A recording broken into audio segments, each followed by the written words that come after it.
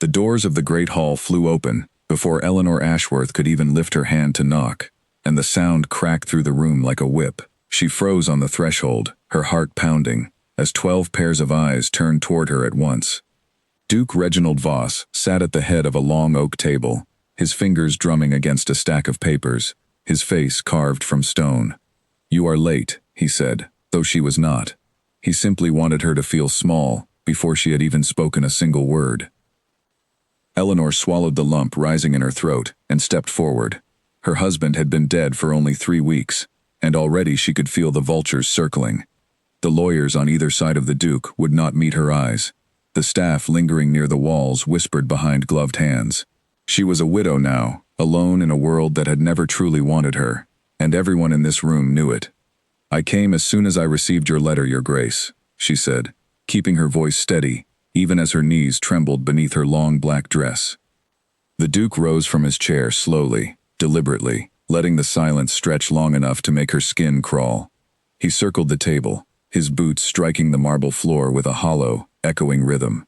Every step felt like a countdown to something terrible. "My cousin left nothing to secure your future," he said at last, stopping only a few feet from her. "No property in his name. No fortune set aside. You understand what this means." Eleanor's stomach twisted painfully. She had feared this moment since the funeral.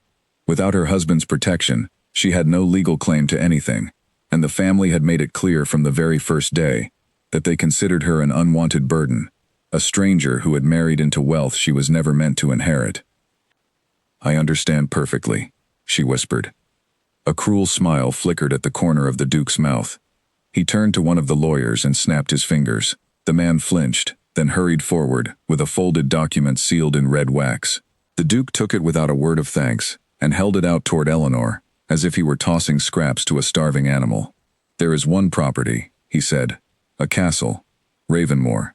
It has stood empty and abandoned for over 2 decades. No one wants it. No one has wanted it in years.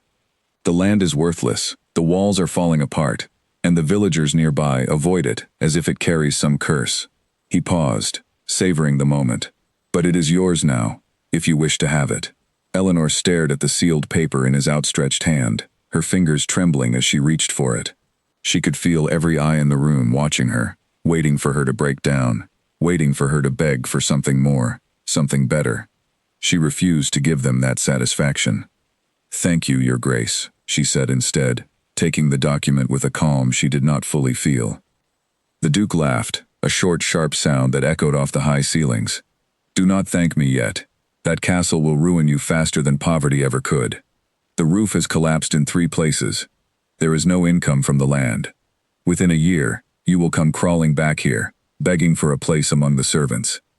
He leaned closer, his voice dropping to something colder, something meant only for her. "I am giving you enough rope to hang yourself, Mrs. Ashworth, nothing more." Eleanor met his gaze without flinching, though her heart hammered against her ribs. She had learned long ago that men like the Duke fed on fear, that every tremble in her voice would be treated as a victory for him. So instead, she straightened her spine and held the document against her chest like a shield. "Then I suppose we shall see what becomes of me," she said quietly.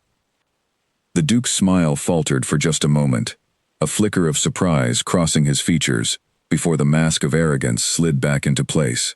He waved a dismissive hand toward the door, already turning back to his lawyers and his papers, already forgetting she existed. "Take your castle," he said over his shoulder, "and do not return here again."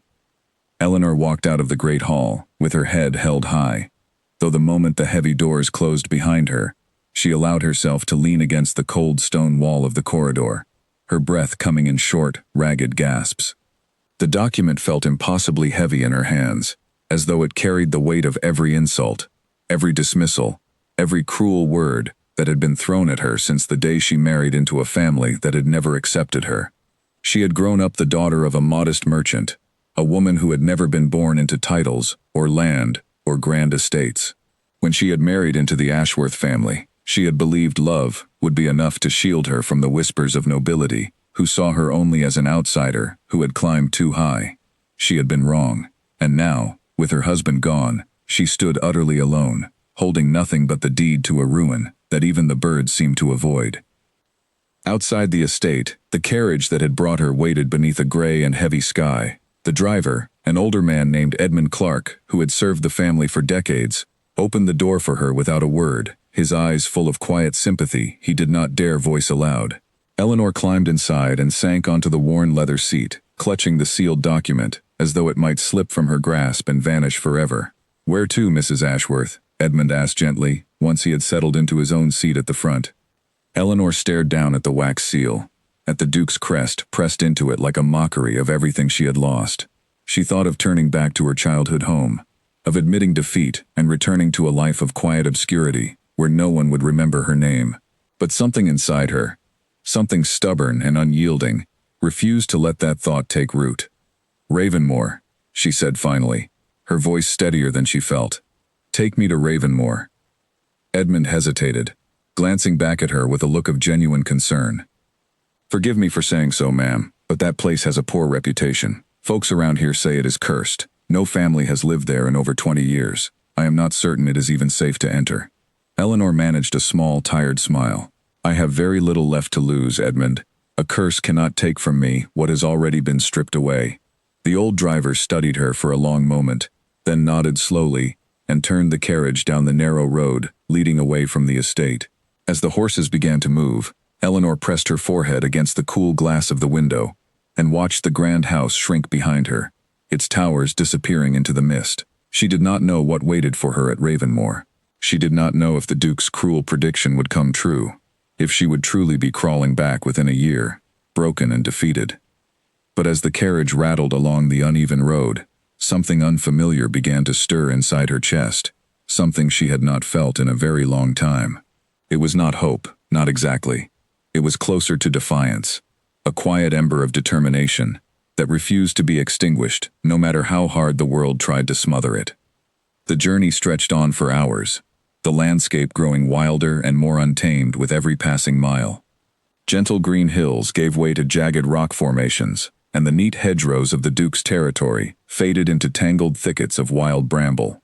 Eleanor watched it all pass by in silence, her mind replaying the events of the Great Hall over and over, the Duke's mocking laughter echoing in her ears.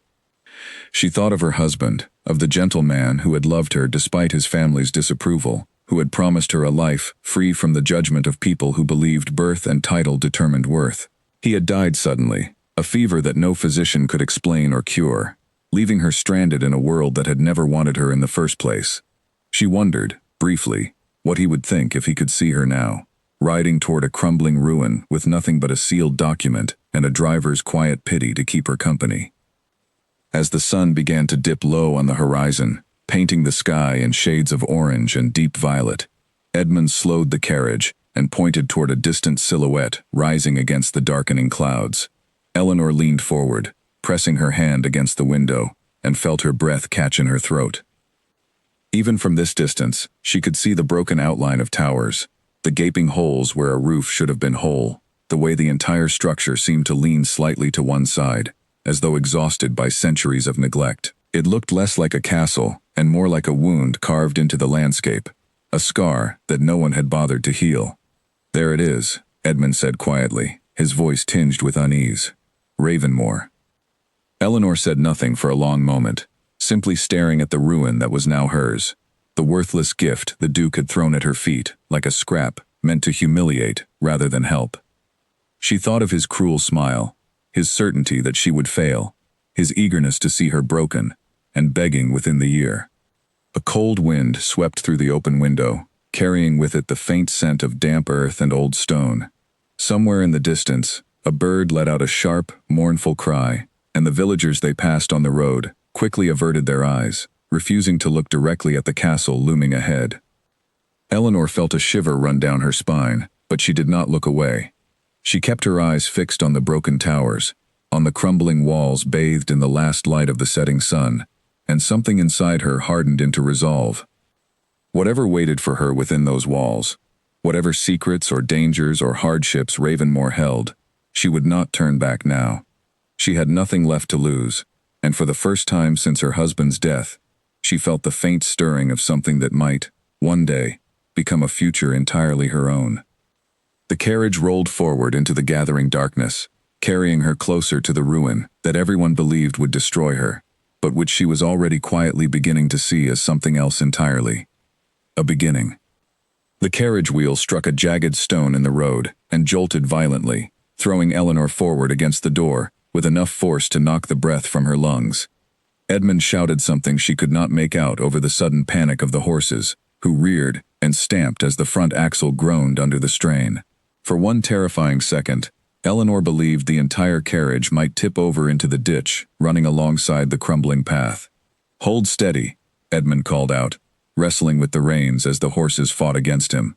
Eleanor pressed herself back into the seat, gripping the edge with white knuckles, her heart slamming against her ribs. Slowly, agonizingly, the carriage settled, and the horses calmed into an uneasy trot once more. "Are you hurt, ma'am?" Edmund asked, twisting around to check on her, his face pale with worry. "I am fine," Eleanor managed, though her voice shook. She glanced out the window and realized they had arrived at the very base of Ravenmoor's outer wall, close enough now that the true scale of the ruin pressed down upon her like a living thing. Up close, the castle was far worse than she had imagined from a distance. Great sections of the outer wall had crumbled entirely, leaving gaps wide enough for a person to walk through without ducking. Ivy had swallowed whole sections of stone, weaving through broken windows and collapsed archways, as though the earth itself were trying to reclaim the structure.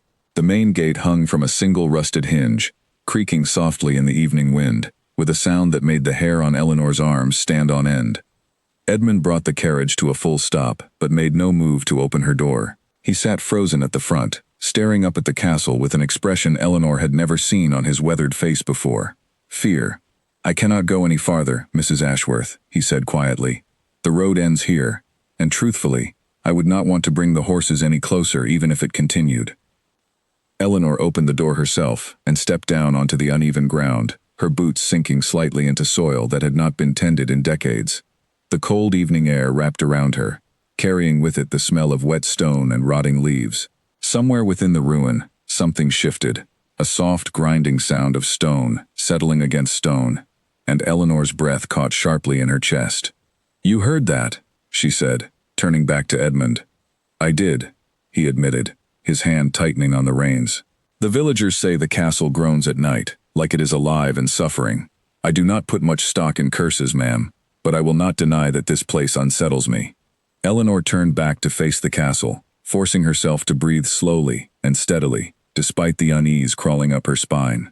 She thought of the Duke's mocking laughter, of his absolute certainty that she would fail within the year. She would not give him the satisfaction of turning back at the very first sound of settling stone. "Thank you for bringing me this far, Edmund," she said. "You may return to the estate. I will manage from here." Edmund's eyes widened with alarm. "Surely, you do not mean to stay here alone tonight. There is no one for miles, no proper shelter, no food prepared. If something were to happen to you—" "Nothing will happen to me," Eleanor interrupted, though she was far from certain of that herself. "I have a lantern and blankets in my trunk, and I will manage until morning. Please, go before the road becomes too dark to travel safely."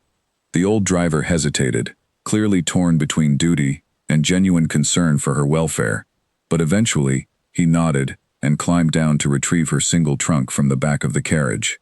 He set it down gently at her feet and pressed a small parcel wrapped in cloth into her hands. "Bread and cheese," he explained. "My wife packed extra, thinking you might need it. Please, ma'am, be careful. If you change your mind before dawn, walk toward the village lights. Someone will take you in for the night." Eleanor thanked him with genuine gratitude, watching as he climbed back into the driver's seat and guided the horses in a slow, careful turn back down the narrow road. She stood alone in the gathering darkness, watching the carriage lanterns shrink into distant pinpricks of light before disappearing entirely around a bend lined with twisted, leafless trees. The silence that followed felt enormous, pressing against her ears like something physical. Eleanor turned back to face the broken gate of Ravenmoor, gathering her courage before lifting her trunk and stepping through the gap in the crumbling wall.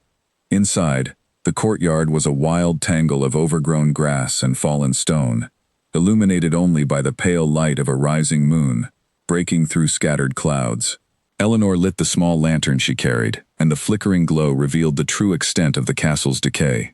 Broken statues lay toppled in the grass, their features worn smooth by decades of rain. A dry, cracked fountain sat at the center of the courtyard, choked with weeds and fallen leaves. She made her way carefully toward the main entrance, testing each step before placing her full weight down, wary of hidden holes or unstable ground. The heavy wooden doors of the castle hung slightly open, as though someone had left in a hurry many years ago and never returned to close them properly. Eleanor pushed one door further, with a gentle shove, wincing at the loud groan of ancient hinges, echoing through the empty halls beyond. The great hall inside was vast and shadowed, her lantern light barely reaching the distant corners, where darkness pooled thick and undisturbed. Cobwebs stretched between fallen beams, and the remains of old furniture lay scattered and broken across the stone floor. Eleanor walked slowly through the space, her footsteps echoing unnaturally loud in the silence, every creak and groan of the old structure sending a jolt of alarm through her chest. She found a smaller chamber off the main hall that appeared slightly more intact, its roof still holding despite visible cracks running along the ceiling. Deciding this would serve as shelter for the night, she set down her trunk and began unpacking the blankets Edmund's wife had thoughtfully included alongside the bread and cheese. As she settled onto the cold stone floor, wrapping herself in the thin blankets against the chill night air, Eleanor allowed herself a moment to simply breathe, to process the enormity of what she had inherited. The castle was every bit as ruined as the Duke had described, perhaps even worse. And yet, despite the exhaustion and fear pressing down on her, she felt no urge to flee back toward the village lights Edmund had mentioned. Instead, curiosity began to stir within her, quiet but persistent. She thought of the strange stonework she thought she had glimpsed near the outer wall as she entered, patterns unlike anything she had seen on other castles in the region, older somehow, as though Ravenmoor had been built atop something even more ancient. She resolved to explore further once dawn broke, to understand exactly what she had been given, before deciding whether the Duke's cruel prediction would prove true. Sleep came slowly and fitfully, interrupted by the settling groans of ancient stone and the distant cry of nocturnal birds nesting somewhere within the ruined towers. Eleanor drifted in and out of uneasy dreams, images of the Duke's mocking smile blending with visions of crumbling walls and shadowed corridors stretching endlessly before her. She woke with a start, sometime past midnight, her heart pounding, certain she had heard footsteps somewhere within the castle.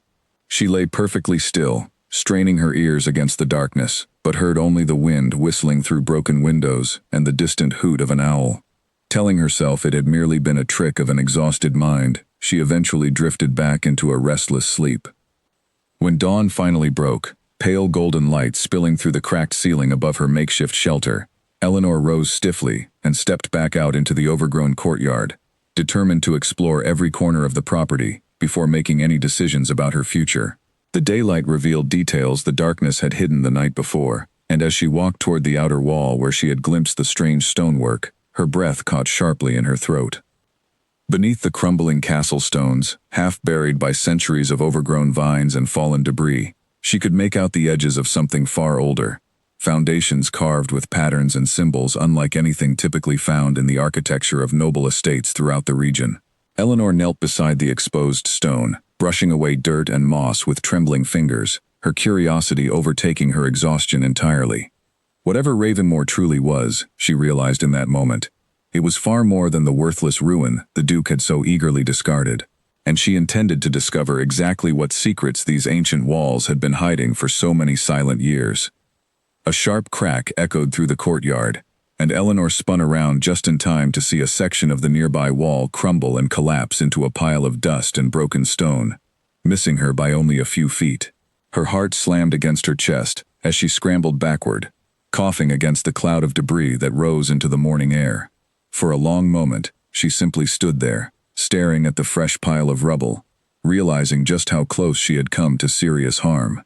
The castle was clearly far more unstable than she had assumed the night before, and if she intended to remain here, to uncover whatever secrets lay beneath these ancient stones, she would need help. Real, skilled help, not simply stubborn determination alone. She thought of the nearby village Edmund had mentioned, the one whose lights she could walk toward if she changed her mind. Brushing dust from her dress, Eleanor made her decision, and set off down the narrow, overgrown path leading away from the castle grounds, her trunk left behind in the small, intact chamber where she had slept. The walk took nearly an hour, the morning sun climbing higher and warming the chill from the air as she moved.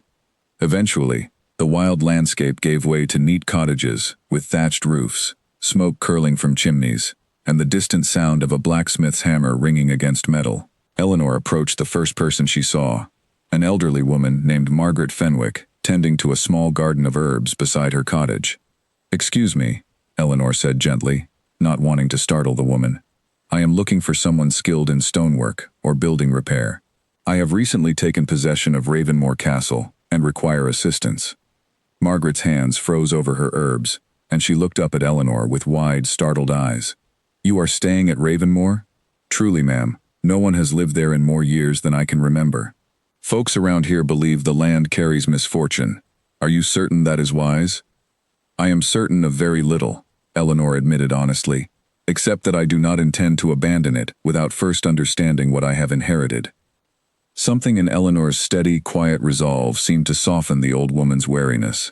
Margaret set down her gardening tools and gestured toward a modest cottage at the edge of the village. "There is a young man, Daniel Whitmore, skilled with stone and timber both.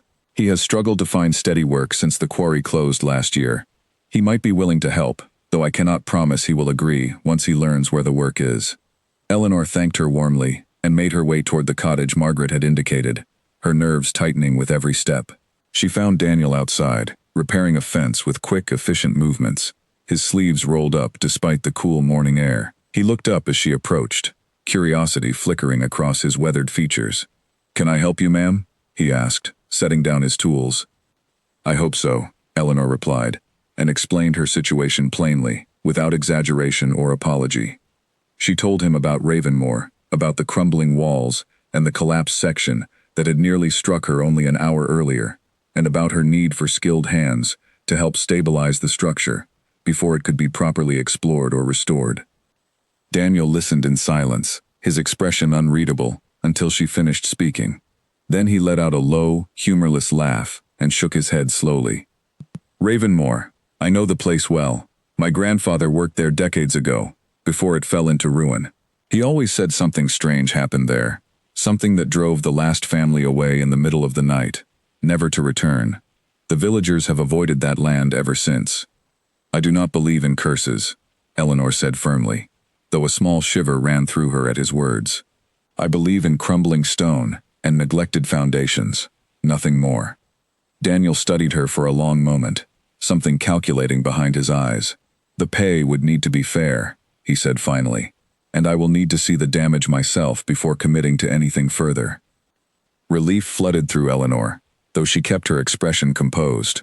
"Of course, I can offer what little coin I currently possess, along with a promise of more, once I am able to secure proper income from the estate." Daniel raised an eyebrow skeptically, but did not immediately refuse. "Let me gather my tools," he said. "I will walk with you back to Ravenmoor and assess what needs to be done." The journey back felt shorter with company beside her, though Daniel remained mostly silent, his eyes scanning the landscape with quiet unease as the castle's broken towers came into view once more. When they arrived at the collapsed section of wall, he knelt beside the rubble, running his hands over the exposed stone with careful, practiced movements. "This is old," he murmured, more to himself than to Eleanor. "Older than the castle above it, unless I am mistaken." Eleanor's pulse quickened. "I noticed the same thing earlier. The foundation appears different from the rest of the structure." Daniel glanced up at her, surprise flickering across his face. "You noticed that yourself?" "I have spent my entire life observing details others overlook," Eleanor said simply. "It has served me well, particularly in recent days." Daniel returned his attention to the stonework, brushing away dirt to reveal more of the ancient carvings beneath. "Whatever this foundation is, it predates the castle by centuries, perhaps longer. I have never seen anything quite like it in this region." As they continued examining the wall, a sudden shout rang out from the direction of the main gate, sharp and hostile enough to make both of them freeze. Eleanor turned quickly to see a group of 3 villagers standing near the entrance, their expressions tight with anger and fear. "You should not be here," one man called out, his voice trembling with something between warning and threat. "This land is cursed. Leave now, before it claims you as it claimed the others." Eleanor felt Daniel tense beside her, his hand instinctively moving toward the tools at his belt. "We mean no harm," Eleanor called back, keeping her voice steady despite the fear tightening in her chest. "I have inherited this property and intend to restore it, nothing more." "Restore it?" the man scoffed bitterly. "Fool woman. The last family who tried vanished in the night, and strange lights were seen over these walls for weeks afterward. You will bring misfortune down upon our village if you disturb what lies beneath these stones." Before Eleanor could respond, the villagers turned and retreated back down the path, casting fearful glances over their shoulders, until they disappeared from view entirely. Silence settled heavily over the courtyard once more, broken only by the soft whistle of wind through broken towers. "They seemed genuinely afraid," Eleanor said quietly, once the villagers had gone. Daniel nodded slowly, his earlier skepticism replaced by something more thoughtful. "Fear like that does not come from nothing, ma'am. Perhaps there is truth buried beneath the superstition, even if the truth itself is not supernatural in nature." Eleanor considered his words carefully, her mind returning to the strange ancient foundation beneath the castle walls, the ledgers and secrets that might explain what had truly happened here decades ago. Whatever had frightened the previous family away, whatever had convinced an entire village to avoid this land for generations, she intended to uncover the truth, no matter how deeply it had been buried. She asked Daniel directly. He hesitated only a moment before nodding firmly. "I have never been one to run from hard work, ma'am. Curse or no curse. Let us begin by securing the most unstable sections before anyone else gets hurt." Together, they spent the remainder of the day clearing debris and marking dangerous sections of the outer wall.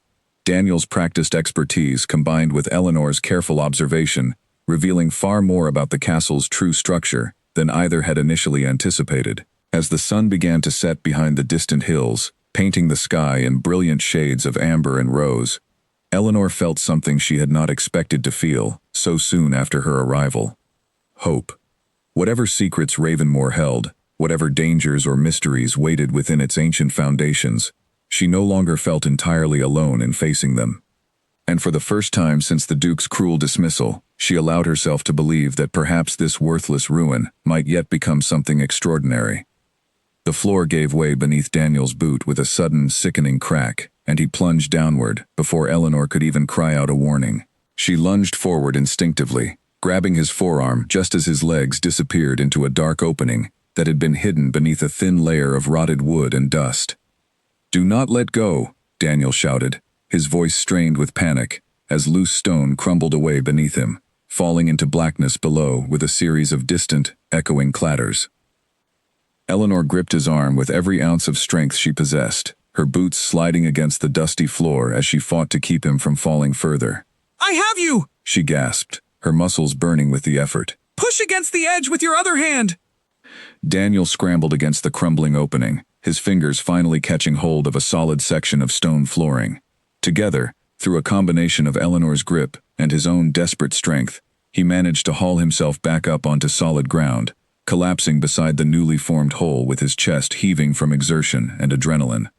For a long moment, neither of them spoke, both simply catching their breath as the dust settled around them in the dim afternoon light filtering through the cracked ceiling above. "That was far too close," Eleanor finally managed, her hands still trembling from the effort of holding his weight. Daniel nodded weakly, staring down at the dark opening that had nearly swallowed him whole. "There is a chamber below," he said, once his breathing had steadied. "I could see it briefly, before the floor gave way further. It looks sealed, as though someone deliberately hid it beneath this section of flooring." Curiosity flickered through the fear still coursing through Eleanor's veins. She leaned carefully toward the edge of the opening, peering down into the darkness below. Daniel was right. A chamber existed beneath the main floor, its stone walls visible even in the dim light, untouched by the decay that had claimed the rest of the castle above. "We need proper rope and a stronger light before attempting to explore further," Daniel said firmly, pushing himself back to his feet. "I nearly broke my neck just now. I have no intention of repeating that mistake."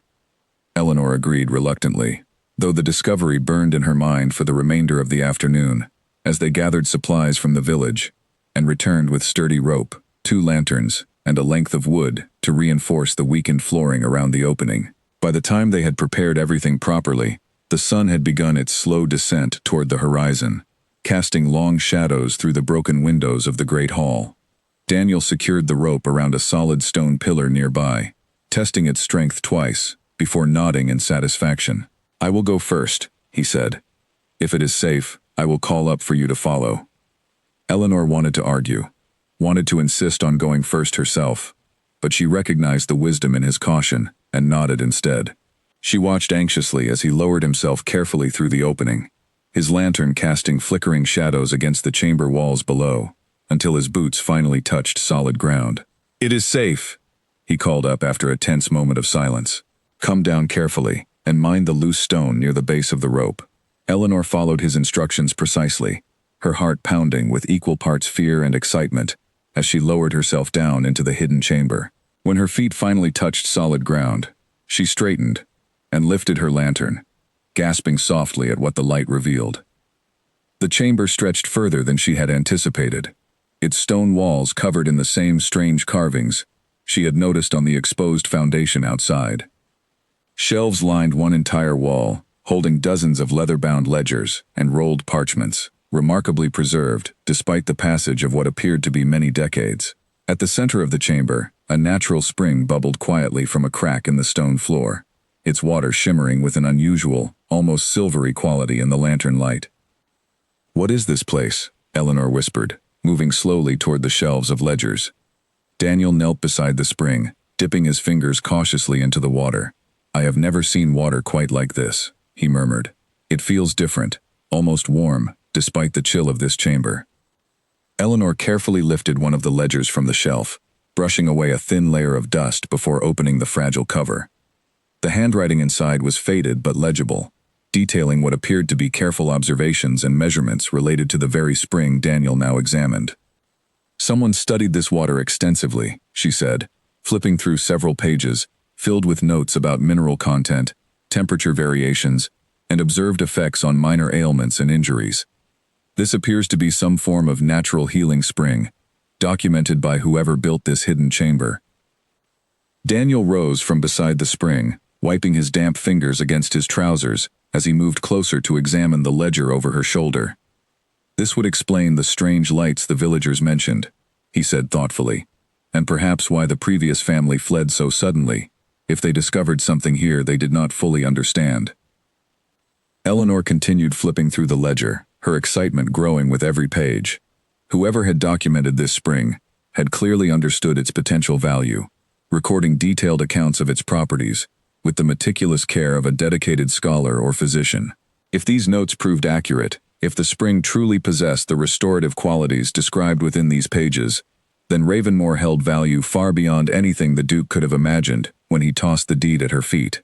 "We must keep this discovery quiet," Eleanor said suddenly, closing the ledger carefully. "If word spreads before I understand exactly what we have found here, I fear we may lose control of it entirely, whether to superstitious villagers, or to those who might exploit its value for their own gain." Daniel nodded slowly, understanding the wisdom in her caution. "I will not speak of this to anyone, ma'am, though I imagine keeping such a secret within a village as small as ours may prove more difficult than you expect."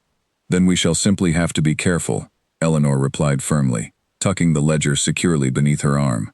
"Tomorrow, I intend to consult with a physician regarding these findings, someone who can verify whether the properties described here hold any scientific merit." As they prepared to climb back up through the opening, Eleanor paused beside the softly bubbling spring, studying its shimmering surface with a growing sense of wonder. The Duke had believed this land worthless, had discarded it with cruel certainty that she would fail within the year. Yet here, hidden beneath centuries of neglect and superstition, lay a secret that could change everything, if only she possessed the courage and patience to uncover its full potential. She thought of her husband, of the quiet strength he had always admired in her, the same strength that had carried her through every insult and dismissal the Ashworth family had thrown her way over the years. Whatever waited ahead, whatever challenges remained in uncovering the true value of Ravenmore, she felt more certain than ever that she would not simply survive this trial. She intended to thrive. The climb back up through the opening proved easier than the descent, and by the time both Eleanor and Daniel stood once more in the shadowed great hall above, the sun had fully set, leaving only the pale glow of moonlight streaming through the broken ceiling. Daniel gathered his tools quietly, preparing to make the walk back toward the village, before full darkness settled over the land. "Same time tomorrow?" he asked, pausing at the entrance of the great hall. Eleanor nodded, clutching the ancient ledger tightly against her chest. "Tomorrow, and every day after, until we understand exactly what secrets this castle has been hiding." Daniel offered a small, genuine smile, the first she had seen from him since their initial meeting that morning. "For what it is worth, ma'am, I believe the Duke may have made a grave miscalculation in giving you this land." Eleanor watched him disappear into the darkness beyond the broken gate, his words lingering warmly in her chest long after he had gone. She returned to her small shelter within the castle, settling onto her makeshift bed, with the ancient ledger open across her lap, determined to study every page by lantern light until sleep finally claimed her. Outside, the wind continued its mournful whistle through Ravenmoor's broken towers. But for the first time since her arrival, Eleanor no longer heard it as a warning. She heard it instead as a promise, a whisper of possibility carried on the night air, hinting at the extraordinary transformation that lay ahead for the ruin everyone else had abandoned. A fist pounded against the makeshift door of Eleanor's shelter, well before dawn, jolting her awake with a gasp. She sat upright, her heart racing, the ancient ledger sliding from her lap onto the cold stone floor. For one terrifying moment, she feared the villagers had returned, angry and determined to drive her away from Ravenmoor entirely. "Ma'am, it is Daniel," came a familiar voice through the cracked wood. "Forgive the early hour, but you must come see this immediately." Eleanor scrambled to her feet, wrapping a shawl around her shoulders against the pre-dawn chill, and hurried to open the door. Daniel stood outside, his expression tight with urgency, a lantern clutched in one hand. "What has happened?" she asked, alarm creeping into her voice.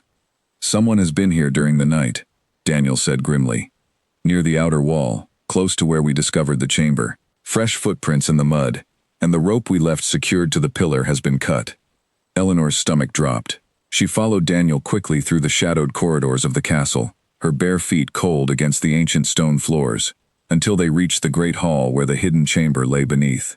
Sure enough, the rope they had carefully secured the previous evening now lay in two severed pieces beside the opening, and fresh mud tracked across the dusty floor in a pattern that suggested at least two individuals had entered during the darkest hours of the night. "They know," Eleanor whispered, fear tightening her chest. "Someone knows about the chamber." Daniel knelt beside the opening, examining the disturbed dust and debris with a frown. "The ledgers appear undisturbed, at least from what I can see from up here. Whoever came in the night may have been searching for something else, or perhaps they were frightened away before completing whatever they intended." Eleanor thought immediately of the villagers who had confronted them the previous day, their fearful warnings about curses and vanished families. Had superstition driven them to investigate the chamber themselves, hoping to destroy whatever evidence remained of the strange lights and disappearances from decades past? Or had word already reached beyond the village, drawing the attention of someone far more dangerous than frightened locals? "We must secure this properly," Eleanor said firmly, pushing her fear aside in favor of practical action. "A locked door, hidden from casual view, and we must move quickly to understand what value this discovery truly holds, before anyone else attempts to claim it for themselves." Daniel nodded in agreement, already calculating the materials and labor required to properly seal and protect the hidden chamber. Together, they spent the following days working tirelessly, reinforcing the opening with a sturdy trapdoor disguised beneath a layer of debris and old furniture, ensuring that only those who already knew of its existence could locate the entrance.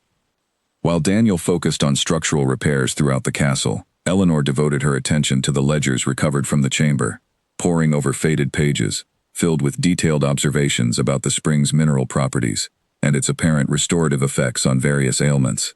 The handwriting belonged to someone who signed their notes simply as physician, without offering a full name, suggesting whoever had documented these findings had wished to remain anonymous, perhaps fearing the same superstitious backlash that still lingered among the villagers today.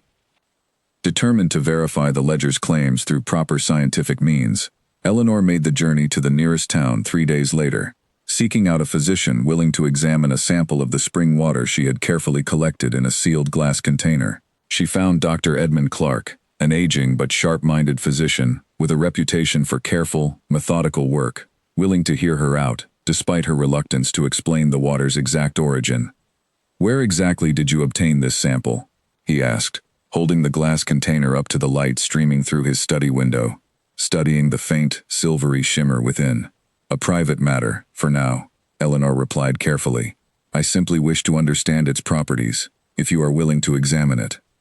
Dr. Clark studied her for a long moment, curiosity clearly warring with professional caution, before finally nodding and setting the container down upon his desk. "Very well. Return in 3 days, and I will share whatever findings my examination reveals." The following days passed slowly for Eleanor, her mind constantly returning to the mysterious ledgers and the strange spring hidden beneath Ravenmore's ancient foundations. She occupied herself with Daniel's ongoing repairs, learning basic masonry skills alongside him as they worked to stabilize the most dangerous sections of the crumbling structure. Slowly, methodically, the castle began to shift from a place of imminent collapse towards something merely in need of extensive, patient restoration. When Eleanor finally returned to Dr. Clark's study 3 days later, she found him waiting with an expression of genuine astonishment, several pages of careful notes spread across his desk. "I must ask again where you obtained this water," he said immediately, his earlier caution replaced by evident excitement. "The mineral composition is unlike anything I have encountered in my 30 years of practice. There are properties within this sample that appear to accelerate healing in minor wounds, reduce inflammation significantly, and even show potential benefits for certain chronic conditions I have long struggled to treat effectively." Eleanor's heart raced with a mixture of vindication and cautious excitement. "You believe these properties to be genuine, then, not merely superstition or exaggeration?" "I have tested the sample thoroughly against several control substances," Dr. Clark confirmed. "The results are consistent and frankly remarkable. If you have access to a larger quantity of this water, Mrs. Ashworth, I would strongly encourage you to consider its potential value, both medically and, dare I say, financially." Eleanor left the physician's study that afternoon with her mind spinning, the weight of possibility pressing down upon her with dizzying force. The Duke had discarded Ravenmore, believing it entirely worthless, a crumbling ruin destined to bring her nothing but hardship and humiliation. Yet hidden beneath its broken walls lay a resource that could prove more valuable than anything else in his considerable holdings, if only she could develop and protect it properly. Upon returning to the castle, she found Daniel waiting near the main gate, his expression brightening as she approached with the physician's notes clutched in her hand. "Good news, I hope?" he asked. "Better than good," Eleanor replied, unable to fully suppress the smile spreading across her face. "The spring's properties are genuine, Daniel." Dr. Clark confirmed significant healing potential within the water itself. Daniel's eyes widened with understanding, the implications clearly settling into his mind. "Then Ravenmore is not the worthless ruin everyone believes it to be." "Far from it," Eleanor agreed, "but we must proceed carefully. If word spreads too quickly, before we have properly secured and developed this discovery, we risk losing control entirely, whether to greedy opportunists or to the very superstition that has kept this village fearful for decades." Together, they began formulating a careful plan, one that would require significant resources to properly develop the spring while maintaining strict secrecy regarding its true nature and value. Eleanor thought immediately of the small collection of jewelry she had managed to keep hidden from the Ashworth family's prying eyes, modest pieces inherited from her own mother that could, if sold discreetly, provide the initial funding necessary to begin proper restoration efforts. That evening, as she sat once more beside the softly bubbling spring within the hidden chamber, Eleanor allowed herself a rare moment of quiet triumph. She thought of the Duke's mocking laughter, his absolute certainty that she would return within the year begging for scraps among his servants. She thought of the countless dismissive glances and cruel whispers she had endured since her husband's death, the constant reminder that she had never truly belonged among nobility. Let them believe what they wished, she decided firmly. Let the Duke continue believing Ravenmore a worthless burden. Let the villagers continue whispering their fearful superstitions. She would build something extraordinary from these broken walls, quietly and patiently, until the day came when the truth could no longer be hidden or dismissed. The spring bubbled softly beside her, its silvery water catching the flickering lantern light like scattered stars, and Eleanor felt, for the first time in longer than she could remember, that her future belonged entirely to herself alone. Duke Reginald Voss slammed his fist against his desk hard enough to rattle the inkwell resting atop it, sending a small splash of black ink across a stack of unpaid invoices. His steward, a nervous man named Frederick Lane, flinched at the sudden violence, and took an instinctive step backward toward the study door. "Explain to me again how this happened," the Duke snarled, glaring at the ledgers spread across his desk, each page filled with mounting debts and failed investments that had accumulated far faster than he had anticipated. "The shipping venture failed entirely, Your Grace," Frederick stammered. "The vessels were lost in the storm off the northern coast, along with the entire cargo you had invested in, and the mining contract in the Eastern Territories has produced far less ore than initially promised."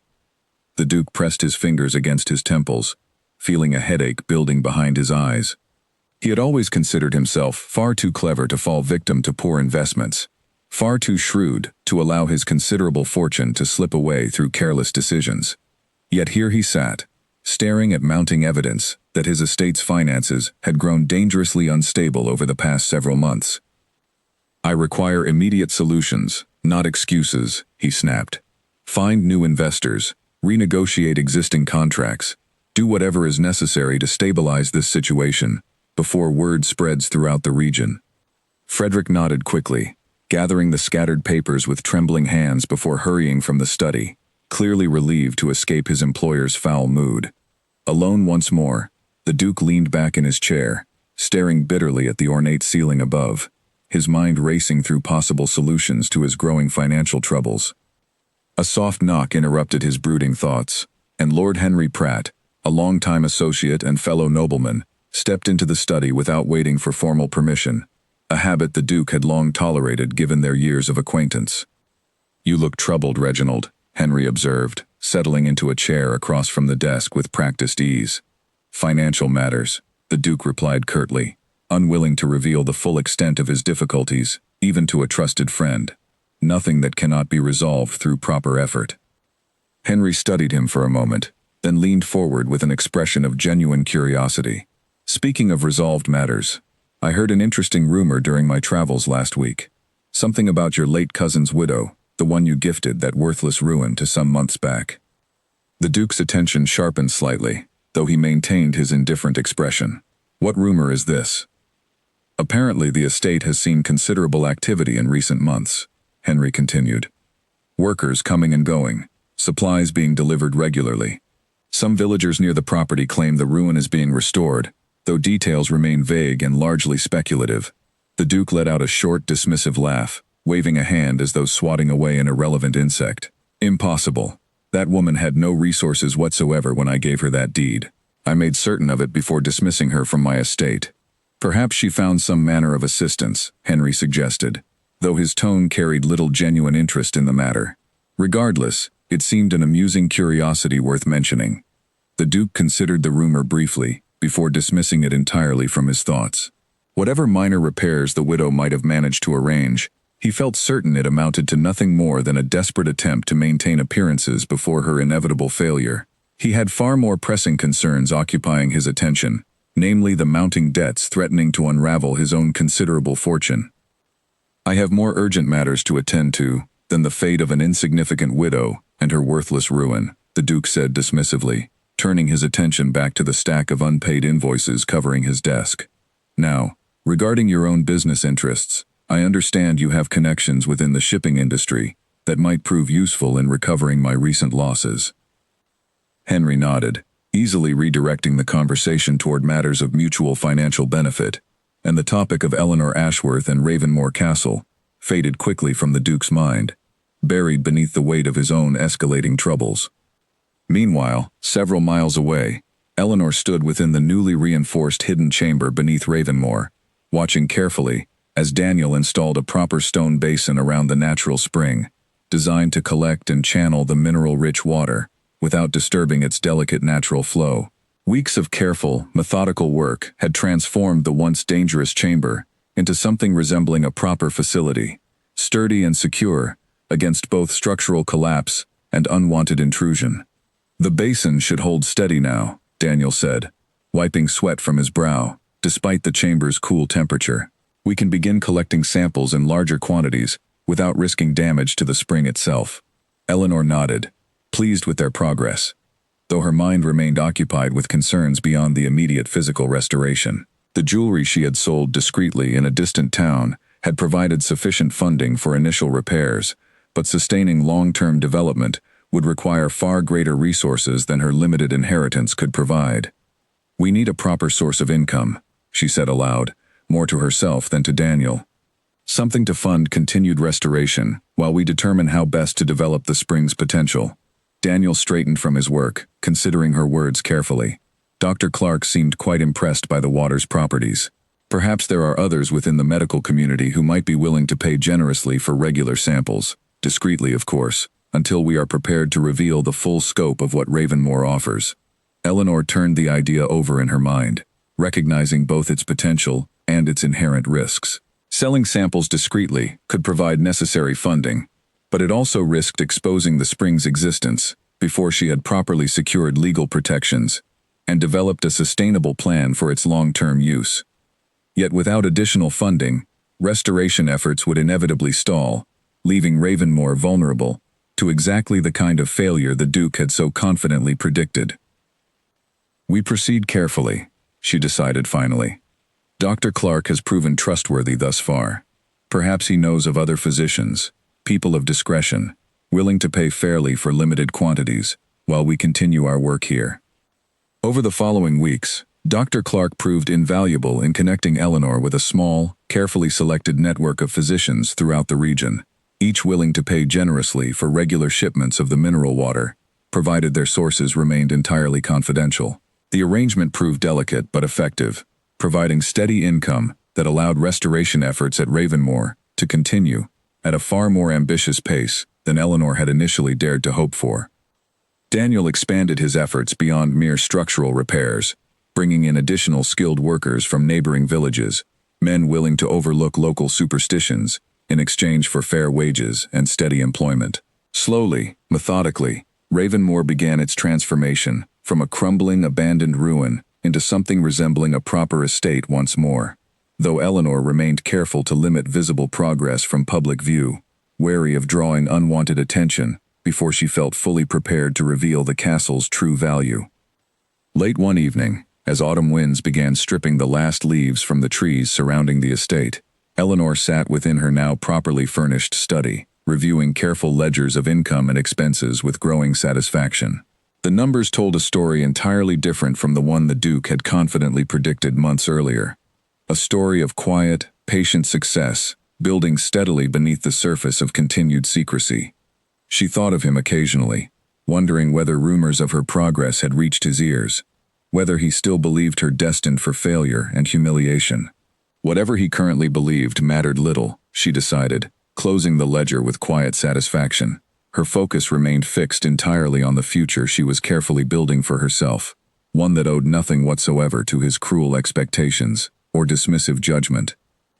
Outside her study window, moonlight illuminated the newly repaired towers of Ravenmore, their restored stonework standing proud against the night sky, a silent testament to everything she had already accomplished and everything still waiting to be built in the months ahead. A carriage Eleanor did not recognize came thundering up the newly repaired road toward Ravenmore's main gate, moving far too quickly for a simple visitor, and her stomach twisted with sudden alarm. She set down the tools she had been using to help Daniel repair a section of garden wall and hurried toward the entrance, her heart pounding with uncertainty about who might have discovered her carefully guarded secret. The carriage came to an abrupt halt, and a well-dressed woman emerged, her face pale and clearly distressed, clutching her skirts as she hurried toward Eleanor without waiting for proper introductions. "Please," the woman gasped. "I was told this is where healing may be found. My daughter is gravely ill, and the physicians in our town can offer nothing further to help her." Eleanor's alarm shifted quickly into cautious concern. She recognized the woman's desperation immediately, having felt something similar herself in the darkest days following her husband's death. "How did you learn of this place?" she asked carefully. A physician in the capital, a colleague of a man named Clark, mentioned rumors of a healing spring the woman explained quickly. I understand you may wish to remain private about such matters, but I beg you. My daughter has grown so weak, and nothing else has helped her. Eleanor exchanged a worried glance with Daniel, who had joined her near the gate.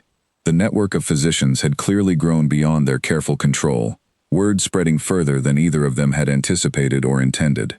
Yet standing before this desperate mother, Eleanor found herself unable to simply turn her away. Bring your daughter here immediately, Eleanor said finally.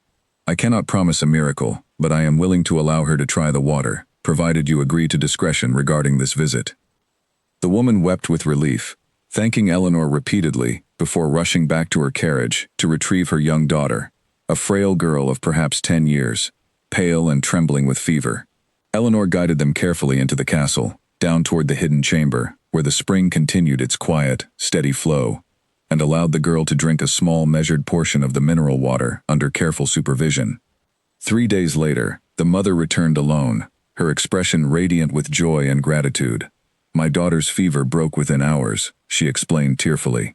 By the following morning, she was sitting up and asking for food for the first time in weeks. I do not know how to properly thank you, Mrs. Ashworth. Word of the healing, despite Eleanor's careful attempts at discretion, inevitably began spreading further throughout the region, carried by grateful patients and curious physicians who could not entirely resist sharing such remarkable news. Eleanor found herself facing a difficult decision. She could continue attempting to suppress knowledge of the spring entirely, risking exposure through uncontrolled rumors and desperate visitors arriving unannounced. Or she could carefully embrace limited, controlled recognition, developing Ravenmore into a legitimate, respected establishment on her own terms. After careful consideration and lengthy discussions with Daniel and Dr. Clark, Eleanor chose the latter path, beginning the careful process of transforming Ravenmore into a discreet, exclusive retreat for those seeking genuine healing and rest, accessible only through careful referral and significant investment.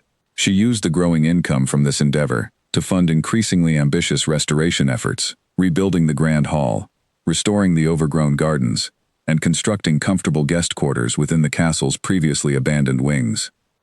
Daniel proved instrumental throughout this transformation, his skills expanding far beyond simple stonework as he took on greater responsibility, overseeing the growing team of workers now employed at Ravenmore.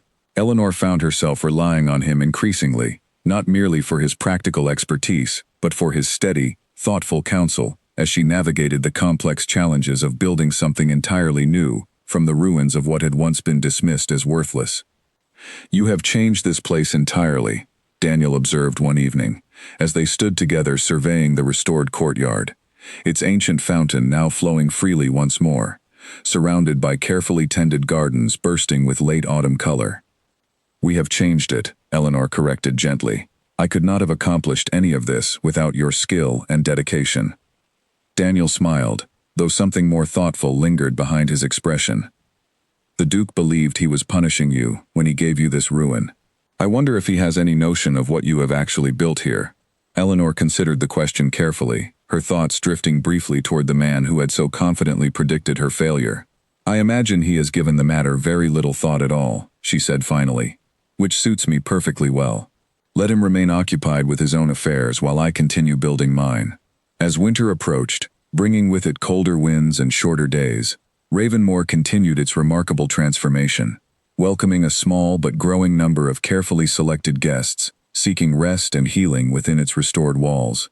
Eleanor personally oversaw every aspect of the operation, from the careful management of the spring's water to the comfort and privacy of each visitor, determined to build something not merely profitable, but genuinely respected among those who experienced its benefits. One particularly memorable evening, a retired military officer arrived, having suffered a severe injury during his years of service that had left him unable to walk without significant pain and difficulty. He remained at Ravenmore for nearly 2 weeks, following a careful regimen of rest and treatment involving the spring's mineral waters, and departed walking with far greater ease than he had arrived, his gratitude expressed through a generous donation toward the estate's continued development. Such successes, though carefully guarded from wider public knowledge, began building Ravenmore's quiet reputation among a select circle of the wealthy and influential, individuals who valued discretion as highly as they valued genuine results. Eleanor found herself increasingly confident in her decisions, her natural intelligence and careful attention to detail, proving remarkably well suited to managing the complex demands of running such a unique establishment. Late one night, after the last guests had retired to their comfortable quarters, Eleanor sat alone within her study, reviewing the estate's finances with quiet satisfaction. The numbers before her told an undeniable story of success, of steady growth, built through careful patience and genuine dedication, entirely independent of the cruel expectations the Duke had once so confidently expressed. She thought of her husband occasionally during these quiet moments, wondering what he would think of the woman she had become, the confident, capable manager of an estate that had once been dismissed as entirely worthless. She believed he would be proud, though the thought brought a bittersweet ache to her chest that she had long since learned to accept rather than resist. Closing her ledgers for the evening, Eleanor extinguished her lamp and made her way toward her private chambers, passing through the restored great hall, where moonlight streamed through newly repaired windows, illuminating tapestries and furnishings that had replaced the broken debris of months earlier. Ravenmoor no longer resembled the crumbling ruin the Duke had so eagerly discarded. It had become, quite simply, something extraordinary. A sealed letter arrived at Ravenmoor, bearing an unfamiliar crest, and the moment Eleanor broke the wax and began reading its contents, her hands began to tremble with barely controlled anger. The letter, written in formal legal language, claimed that the original deed transferring Ravenmoor to her possession contained an error regarding boundary lines, and that a neighboring landowner named Lord Charles Pemberton now intended to claim a significant portion of her property, including, she realized with growing horror, the exact section of land beneath which the hidden chamber and spring were located. She summoned Daniel immediately, showing him the letter with hands that had not yet stopped shaking. He read through the dense legal language twice, his expression growing increasingly grim with each passing moment. "This cannot be coincidence," he said finally, setting the letter down upon her desk. "Someone has learned enough about the spring's location to specifically target that section of land in their claim." Eleanor's mind raced through possibilities, fear, mixing uncomfortably with fierce determination.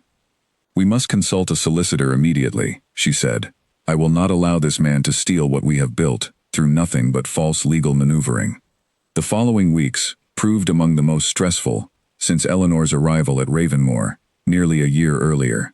She traveled to the nearest city, seeking out a solicitor with a reputation for handling complex property disputes, a sharp-minded woman named Charlotte Winters, who reviewed the original deed and boundary documents with meticulous care. "The claim appears baseless upon initial examination," Charlotte informed her, after several days of careful research. "However, Lord Pemberton possesses considerable resources and influence within the local courts. This matter may prove more difficult to resolve than the legal merits alone would suggest." Eleanor felt a familiar surge of frustration, the same helplessness she had experienced within the Duke's Great Hall nearly a year earlier, watching powerful men manipulate circumstances entirely beyond her control. Yet this time, she reminded herself firmly, she possessed resources of her own, resources built through her own patience and determination, rather than inherited privilege.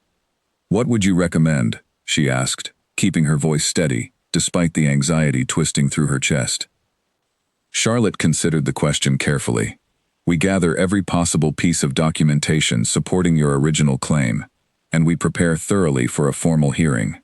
Additionally, it would serve you well to understand precisely why Lord Pemberton has suddenly taken such specific interest in this particular section of your land." Eleanor returned to Ravenmoor with renewed determination, working alongside Daniel and Charlotte to gather every relevant document, while simultaneously investigating Lord Pemberton's sudden interest in her property. Through careful, discreet inquiries, she eventually discovered that one of her physicians, a man who had grown increasingly frustrated by the limited profits available through their arrangement, had secretly informed Lord Pemberton about the spring's existence, hoping to secure a more lucrative partnership by helping the nobleman seize control of the land entirely. Armed with this knowledge, Eleanor confronted the situation directly, rather than allowing fear to paralyze her decision-making.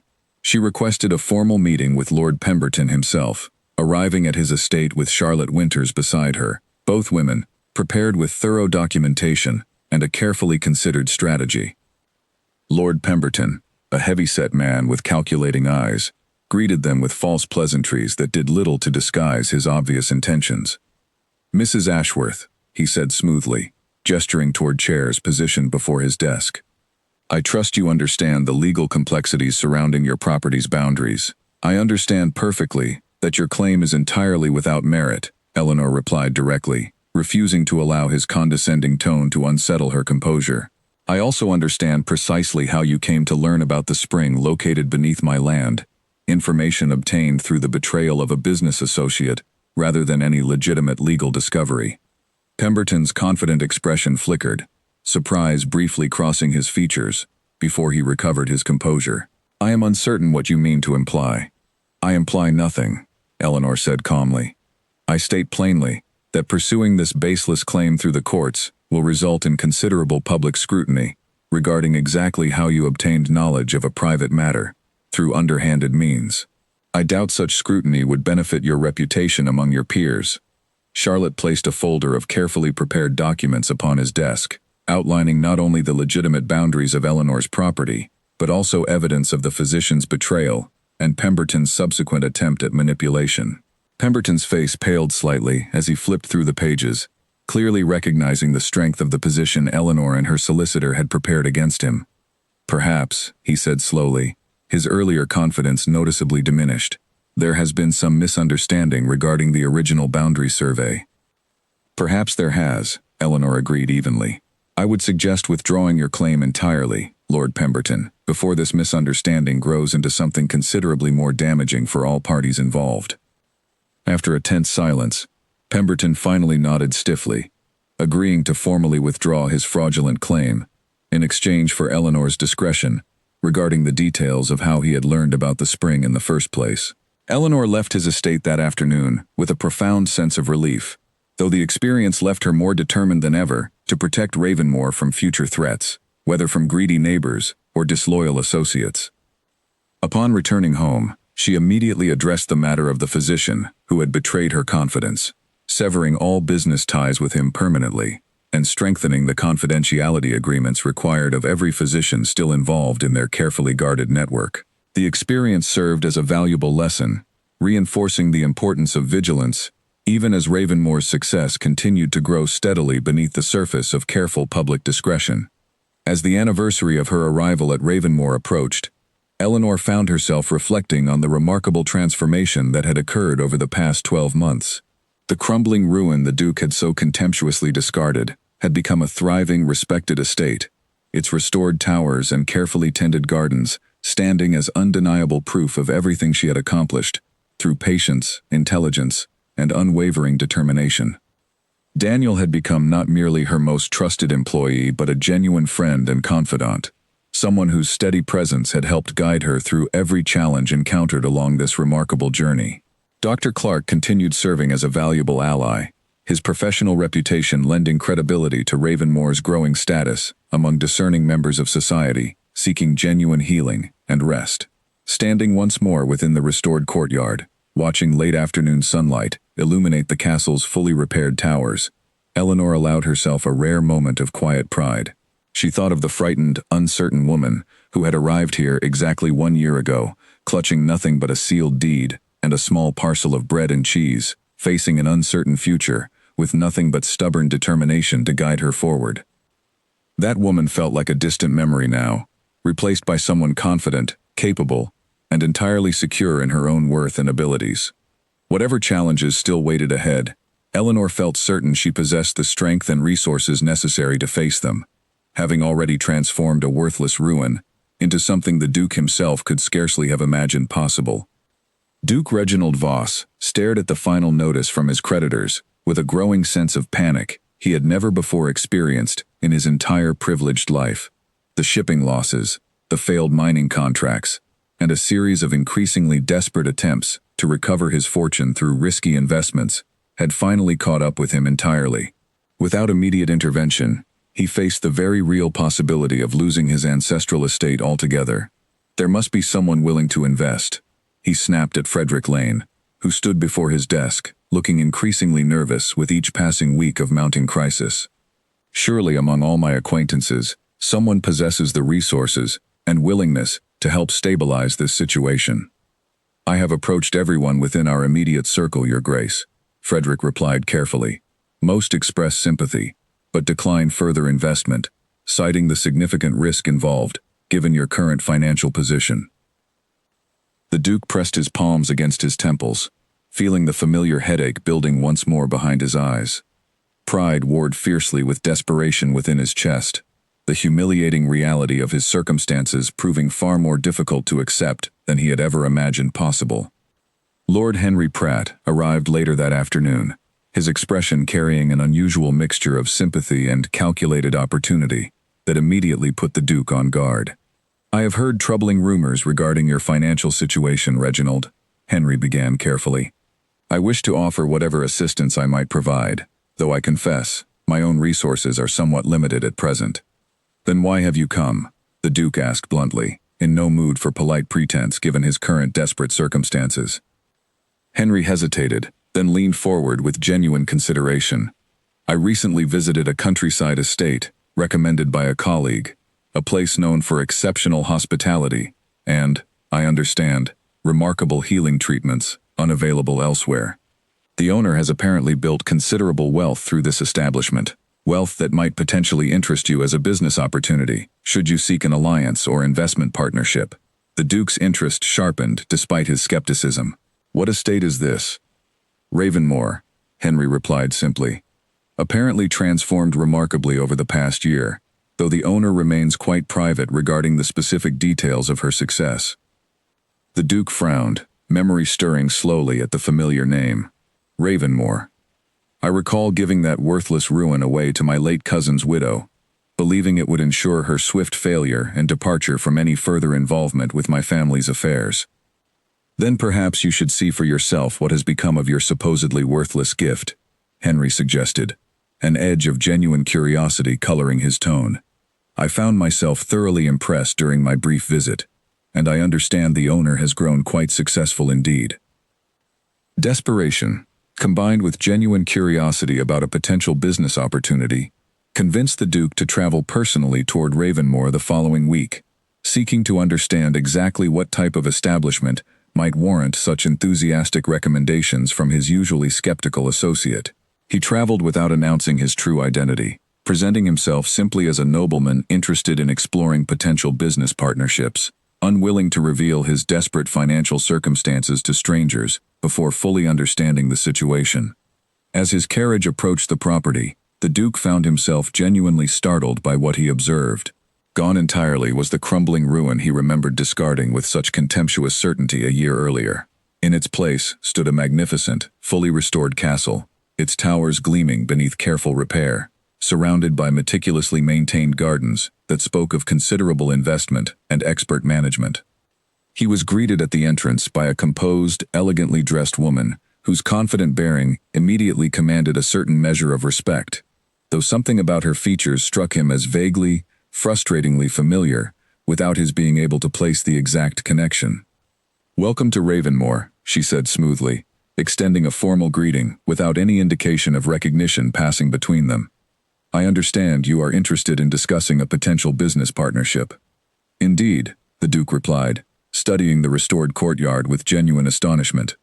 "I confess myself thoroughly impressed by what I observe here.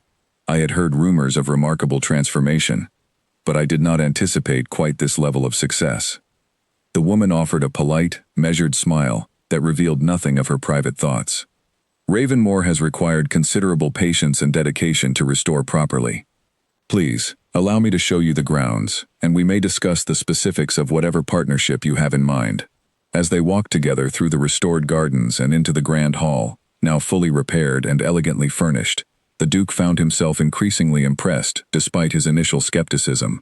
He asked careful questions about the estate's operations, its sources of income, and the specific nature of the healing treatments that had apparently attracted such an exclusive and wealthy clientele over the past year. The woman answered each question with careful precision, revealing only what she deemed appropriate while maintaining an air of confident authority that the Duke found himself grudgingly respecting, despite having entered the meeting with clear intentions of leveraging his noble status to secure favorable terms for whatever partnership he ultimately proposed. "I must admit," he said finally, as they settled into comfortable chairs within a beautifully restored study, I find myself curious how you managed such a remarkable transformation. This property was, by all accounts, entirely worthless when it changed hands roughly a year ago. Something flickered briefly behind the woman's composed expression, an emotion the Duke could not quite identify, before her measured smile returned once more. Worthless things sometimes simply require the right person to recognize their hidden potential, she said simply. Now, Your Grace, shall we discuss the specific terms of the partnership you have traveled here to propose?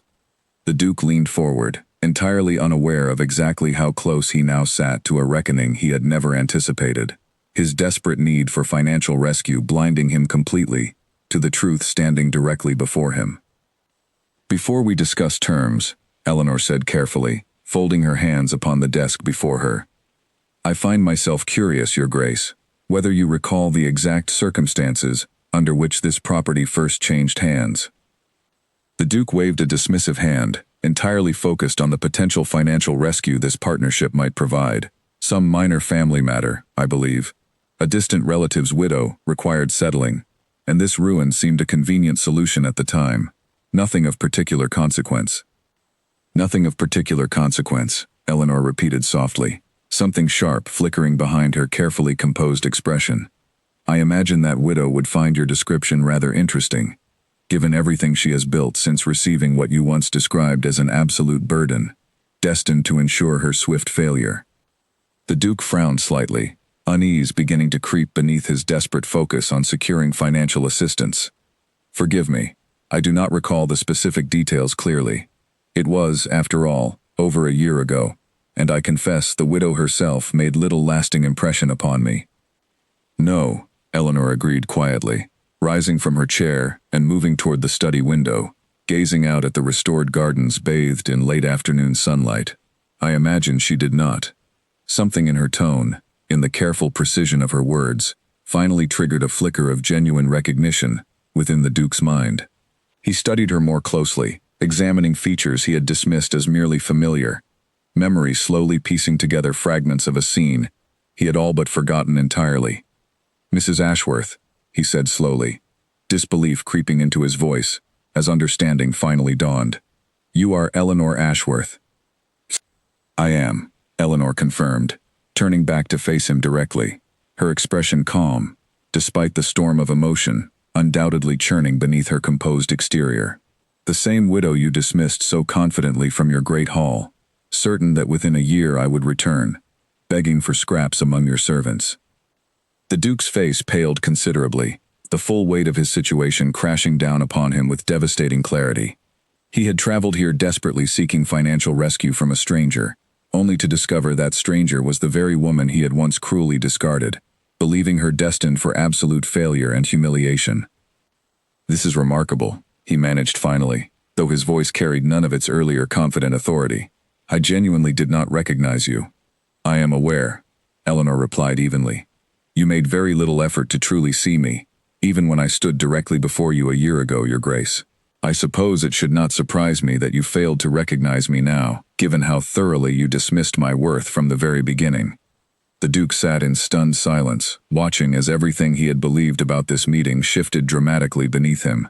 He had arrived hoping to secure a favorable business partnership through his noble influence and confident negotiation, entirely unprepared for the reality that the woman before him held every advantage in this exchange, financial and otherwise. I find myself in a rather difficult position, he admitted finally, pride warring uncomfortably with the desperate reality of his circumstances. I came here seeking a partnership that might help stabilize certain financial difficulties I currently face. I am aware of your difficulties, Eleanor said simply. News travels, even to those you once believed entirely beneath your notice. The Duke felt heat rising in his face, humiliation, combining uncomfortably with genuine desperation. He had spent years dismissing this woman as insignificant, unworthy of true consideration or respect, and now he found himself entirely dependent upon her goodwill to salvage his own crumbling fortune. Then perhaps, he said carefully, forcing himself to swallow his considerable pride, we might discuss terms that would prove mutually beneficial, despite our complicated history. Eleanor studied him for a long moment, something unreadable passing behind her calm expression. She thought of every dismissive glance, every cruel word, every moment of humiliation she had endured within his great hall. Believing herself utterly powerless against his casual cruelty, she thought of the frightened, uncertain woman who had arrived at Ravenmoor with nothing but a sealed deed and quiet determination, and the confident, capable woman who now stood before him, holding every advantage in this unexpected reversal of fortune. "I am willing to discuss a partnership," she said finally, "though the terms will be entirely mine to dictate, Your Grace.